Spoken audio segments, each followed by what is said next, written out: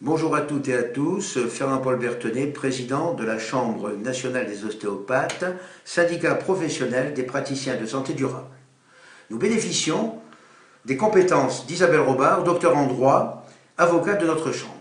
Elle œuvre pour l'intégration des médecines non conventionnelles et en particulier pour l'ostéopathie en France et en Europe depuis de très nombreuses années. Elle interviendra dans le cadre de notre journée scientifique du 1er juin 2013 pour faire un point sur l'actualité politico-juridique de notre profession. Dans cette période cruciale, mettant en jeu l'avenir de notre profession, maître, qu'allez-vous nous évoquer durant cette journée du 1er juin prochain? Beaucoup de choses. Bonjour à tous. Effectivement, nous sommes à un tournant de la profession ostéopathe en France. On fête un anniversaire puisque en 2002 c'était la loi droit des malades. Nous sommes maintenant en 2013.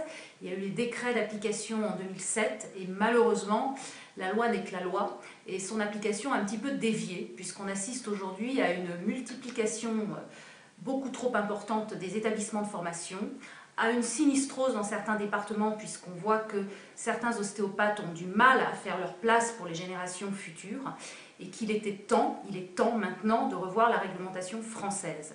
La bonne nouvelle, c'est que les pouvoirs publics français ont effectivement décidé de remettre le travail sur l'ouvrage, mais ça ne s'est pas fait tout seul.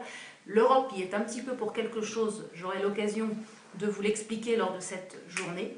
Autre point important qui me paraît également historique, c'est que la Chambre nationale des ostéopathes fait partie maintenant d'un concert d'union de professionnels au sein d'une structure qui permet d'avancer d'un commun accord et d'être donc plus fort, tant vis-à-vis de la France que vis-à-vis des pouvoirs publics européens. Je vous remercie de votre attention et à très bientôt.